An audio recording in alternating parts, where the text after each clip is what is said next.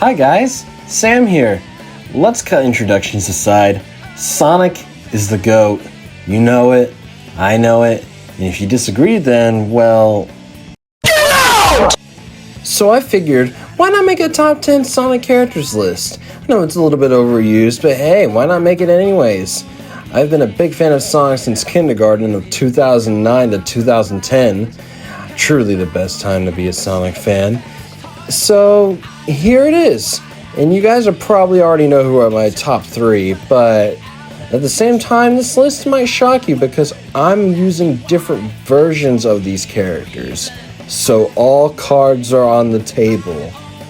Comics, shows, etc. all count. Except fan characters, that's its own thing. But I'm ready to strap in. Let's do this! Mephiles the Dark is so cool. Genuinely one of the creepiest characters in the Sonic universe. Okay, well maybe except for Tails doll. I mean, me and my best friend were terrified over that thing. And Mephiles was one of the only characters in the franchise that successfully killed Sonic and won. Okay, maybe his win was a bit stupid, but still, this dude killed Sonic! And his voice performance by Dan Green is godly and utterly terrifying. Until they changed the voice direction. Thanks, Shadow Generations! But despite all that, Mephiles is a really cool character, and I honestly love the guy. Of course Eggman was gonna be on this list, why wouldn't he? But which version of Eggman did I choose? Well, I decided to choose the Archie Comics version of the Great Doctor. And this Eggman? He's a monster. From giving Charmy Bee brain damage to killing Sally via gun turret for no reason. Since he was going to reset the universe anyways. Nah, he just wanted the last thing for Sonic to see was Sally's dead body. And even after the world was set back to normal, he roboticized Sally. He initially was going to let Sally grab Sonic and put them both into an incinerator for them both to die. He even trapped Snively in an animal container so he can just starve to death. That's cruel. So yeah, this Eggman's a menace. Scourge is awesome. I mean, you guys, like, oh my gosh.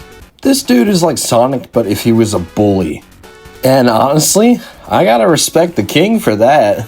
Originally an evil Sonic from an alternate universe, this guy is a force to be reckoned with. Well, his old self wasn't, but the new Scourge is definitely something else. Hell, he beat everybody up. Sonic, Amy, Shadow, Silver, yeah, he beat them all up in his super form. That's crazy now. Ultimately was defeated by Sonic and his friends and sent to jail in the Zone Cop world. And that's basically where his story ends.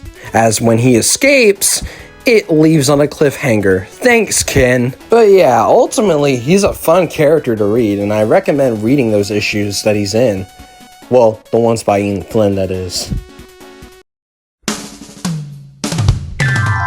Sonic X Knuckles is probably my favorite version of Knuckles. I mean, come on, this dude's literally a vibe.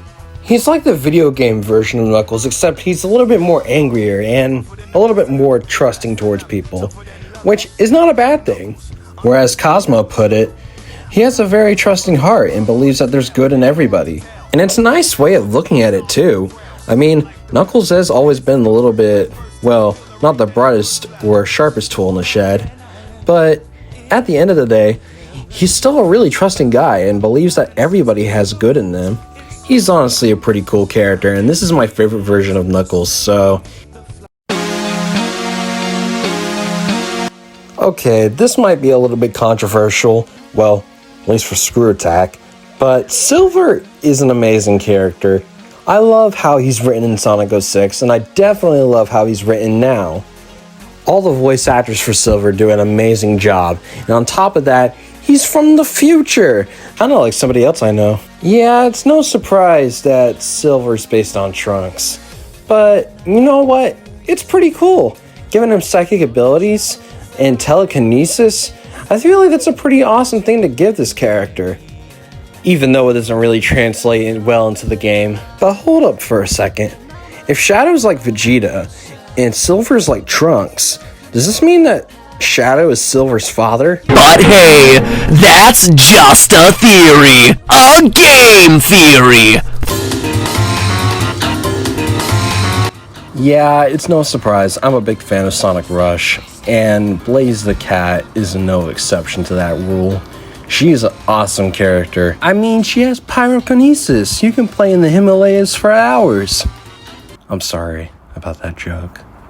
But anyways, she's from an alternate dimension where then it was retconned for her to be from the future with Silver, and then retconned again to be back from the alternate dimension. It was kind of weird.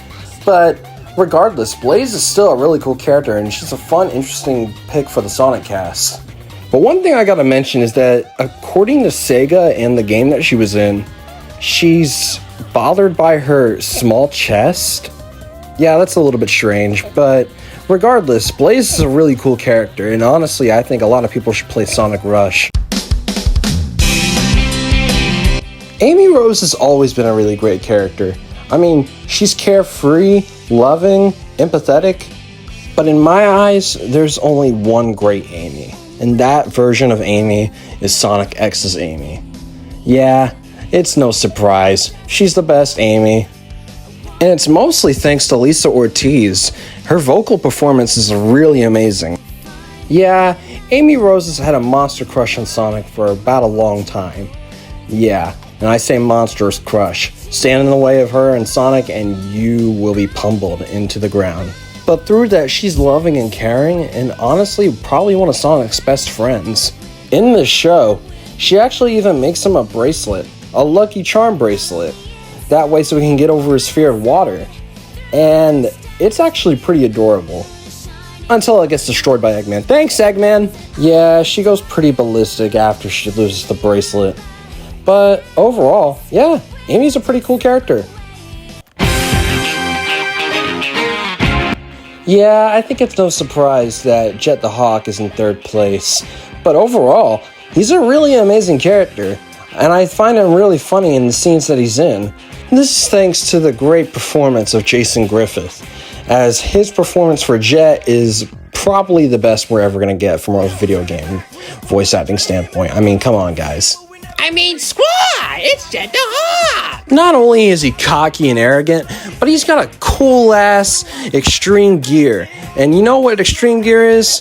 It's basically a hoverboard. But you know what? It's freaking cool, and I love it. I wish these things existed in real life. Yeah, and it's no surprise, he is one of my favorite voices to do. I mean, he's right there beside Broly. Well, Z Broly anyways. Yeah, it's a bit strange that Jet the Hawk can't really fly, because he is a hawk after all. But the way they work around this is actually pretty unique, and I honestly enjoy it. Because as Sonic puts it, even without wings, I could still fly. Speaking of which... Sonic the Hedgehog. Specifically the one from the Dark Ages where Sonic Unleashed and Sonic and the Black Knight. Sonic in these games is awesome. Like really, this guy kicks ass and he puts on a show. He's cocky, arrogant, but at the same time he has a heart full of gold. And honestly, that's probably one of my favorite things about Sonic in general, is that even though he can be cocky and arrogant, he's still overall a pretty nice guy and genuinely cares about his friends. Hell, I think this scene proves it for all that Sonic is a great character. Merlina, every world has its end. I know that's kind of sad, but that's why we gotta live life to the fullest in the time we have. At least, that's what I figure.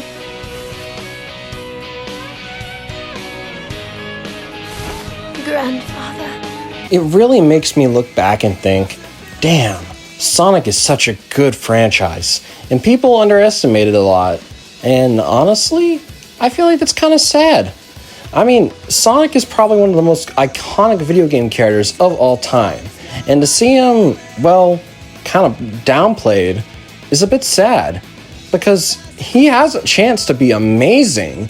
His games have a chance to be amazing. His story has a chance to be amazing. A lot of things have a chance to be amazing with Sonic the Hedgehog. And this scene right here just proves that. Honestly, this is probably one of my favorite scenes of all video game history. Yeah, you heard me right. All video game history. But he's not my favorite character. Yeah, it's no surprise that Shadow the Hedgehog is my favorite character. I mean, hell, I'm pretty sure he's everyone's favorite character. But which version of Shadow do I like the most? Do I like the adventure-style Shadow? Or how about the 4Kids era of Shadow? What about the modern Shadow? Well, I don't think it's either of those. No, my favorite version of Shadow is from the Archie comics. I mean, I think this quote says it alone. I am Shadow the Hedgehog. I am the union of all ideals dark and benign, but ultimately built in the name of love. I am the ultimate life form. I am the protector of Mobius. Run home to your master and tell him, this is who I am. Nothing is more badass than that. You can tell when he's confused, happy, sad, or even just angry. Now that's the face only a mother could love. And I think honestly my favorite thing about Shadow is his willingness to redeem villains. Sure, he's not perfect in this world full of gods and monsters, but honestly, that's what I kind of like about Shadow. He's not perfect. He's not really the ultimate life form in this situation, but honestly, I still love him regardless, because he's Shadow. He's genuinely a good guy at heart, and that's what Maria always saw in him. It's no surprise that Shadow the Hedgehog is my favorite Sonic character, but honestly, this version of Shadow is my favorite version of Shadow of all time. So yeah, that's basically my list. I didn't want to repeat the same characters over and over and over again, so I just used what my favorite version of the character was.